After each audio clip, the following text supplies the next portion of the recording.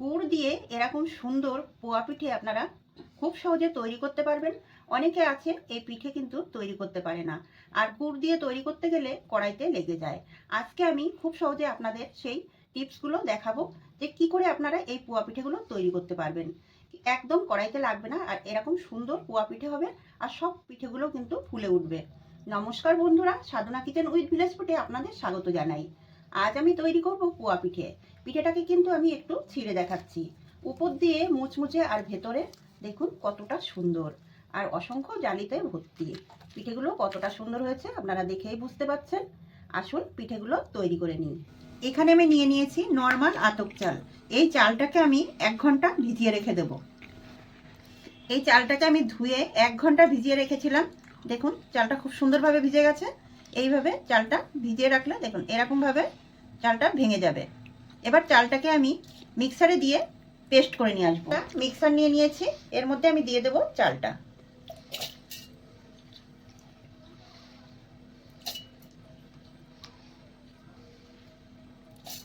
এখানে আমি 2 থেকে 3 চামচ জল এর ভেতরে দিয়ে দেবো। অনেক বেশি জল দেওয়া যাবে না, অল্প করে জল দিয়ে পেস্টটা তৈরি করে নিয়ে আসতে হবে। এবার আমি ঢাকনাটা দিয়ে মিক্সারে পেস্ট তৈরি করে নিয়ে আসবো। তুলে নেব।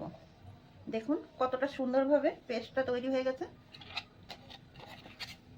দেখুন ব্যাটারটা কত সুন্দর হয়েছে। এরকম ব্যাটার তৈরি করে নিয়ে আসতে হবে। এবার একটা পাত্রে আমি ঢেলে নেব। যে বাটির মধ্যে আমি চালটা ভিজিয়ে রেখেছিলাম সেই বাটির মধ্যেই আমি ঢেলে নেব।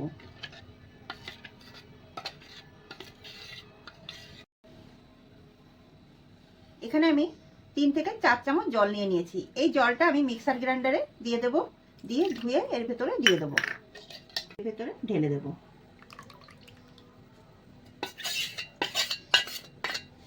ভালো করে মিশিয়ে নেব।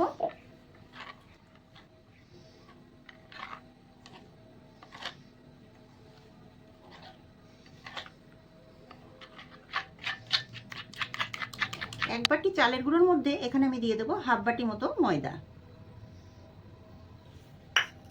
ময়দাটাকে দিয়ে ভালো করে মিশিয়ে নিতে হবে।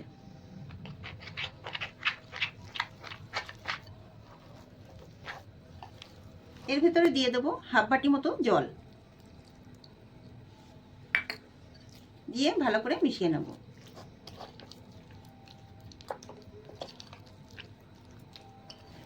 ব্যাটারটা আমি ভালো করে মেখে নিয়েছি।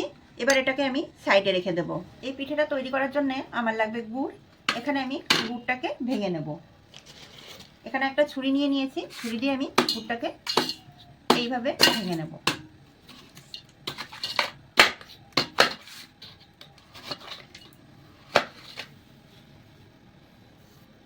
গুড়টাকে আমি ভেঙে নিয়েছি। এখানে নিয়ে নিয়েছি আমি সেই বাটি। এই বাটির 1 বাটি আমি গুড় নিয়ে নেব, দিয়ে আমি গুড়ের একটা সেরা তৈরি করে নিয়ে আসবো। এখানে একটা আমি ফ্রাই প্যান চাপিয়ে দিয়েছি।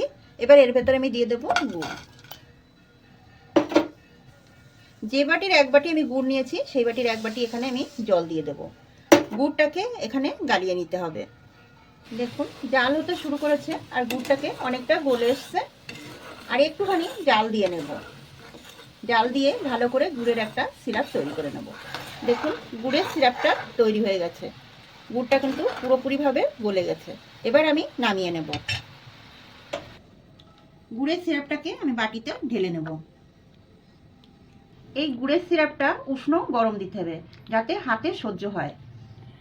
এবার আমি ব্যাটারটাকে নিয়ে আসব। এখানে অল্প অল্প করে দেব, আর ব্যাটারে মিশিয়ে নেব। এখানে বেশি গরম দেওয়া যাবে না, বেশি গরম দিলে এখানে চালের গুঁড়োটা কিন্তু সেদ্ধ হয়ে যাবে, তাহলে কিন্তু পিঠেটা ভালো হবে না। অল্প অল্প করে দিতে হবে, আর ভালো করে মিশিয়ে নিতে হবে। অল্প অল্প করে গুড় দিয়ে আমি একটা ব্যাটারটাকে এরকম তৈরি করে নিয়েছি, না ঘন না পাতলা। এখানে আমি দিয়ে দেব অল্প করে একটুখানি লবণ। লবণটা দিলে এর স্বাদটা ভালো আসবে। বন্ধুরা, এখানে আমি খেজুরের গুড় দিয়ে পিঠের ব্যাটারটা তৈরি করে নিয়েছি। দেখুন ব্যাটারটা কত সুন্দর হয়েছে, না ঘন না পাতলা। এরকমভাবে পিঠের ব্যাটারটাকে তৈরি করে নিতে হবে। আমি দেখিয়ে দিচ্ছি, দেখুন এরকমভাবে টান দিলে কিন্তু হয়ে যাচ্ছে। এরকম তৈরি করে নিতে হবে। এবার আমি এটাকে ভেজে নেব। গ্যাসের উপর আমি কড়াইটা চাপিয়ে দিয়েছি। এখন দিয়ে দেব রিফাইন তেল।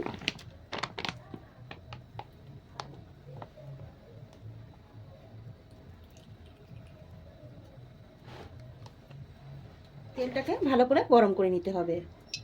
এবার এই পিঠেটাকে আমি মাঝখান বরাবর দিয়ে দেব। একই জায়গায় দিতে হবে।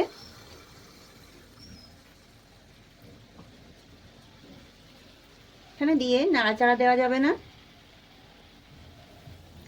পিঠেটা ধীরে ধীরে আপন ইচ্ছেই ফুলে উঠবে। দেখুন কত সুন্দরভাবে ফুলে উঠেছে। আর অল্প অল্প করে এর উপরে তেল ছিটিয়ে দিতে হবে। এরকমভাবে পিঠে তৈরি করলে প্রত্যেকটা পিঠেই আপনার ফুলে উঠবে। এইভাবে গুড় দিয়ে আপনারা খুব সহজে পোয়া পিঠে তৈরি করে নিতে পারেন। এটা দেখুন কত সুন্দরভাবে কিন্তু পিঠেটা হয়ে গেছে। এবার আমি উল্টে দেব। দেখুন পিঠেটা কত সুন্দর হয়েছে। দেখুন দুটো পাশই আমার সুন্দরভাবে ভাজা হয়ে গেছে। এবার আমি পিঠেটাকে তুলে নিচ্ছি। দেখুন কত সুন্দর হয়েছে আর কত সুন্দরভাবে ফুলেছে। একদম মাঝখান বরাবর দিতে হবে।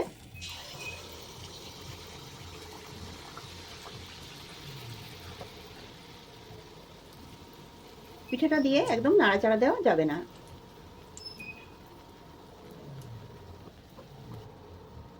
উপর দিয়ে একটু তেল ছিটিয়ে দিতে হবে।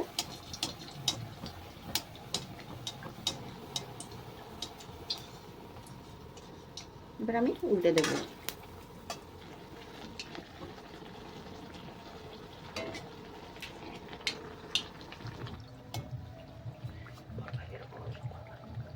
এইভাবে কিন্তু আমি সবকটা পিঠেকে তৈরি করে নেব। দেখুন আর একটা পিঠেও আমার ভাজা হয়ে গেছে। এই পিঠেটাকে আমি তুলে নিচ্ছি। প্রত্যেকটা পিঠেই এইভাবে তৈরি করে নেব। বন্ধুরা কতটা সুন্দর হয়েছে এই পিঠেগুলো, দেখে একদম মন ভরে যাবে। এরকম গুড় দিয়ে খুব সহজেই এই পোয়া পিঠেগুলো আপনারা তৈরি করে নিতে পারেন। এটাকে কিন্তু আমি একটু ছিঁড়ে দেখাচ্ছি। উপর দিয়ে মুচমুচে আর ভেতরে দেখুন কতটা সুন্দর আর অসংখ্য জালিতে ভর্তি।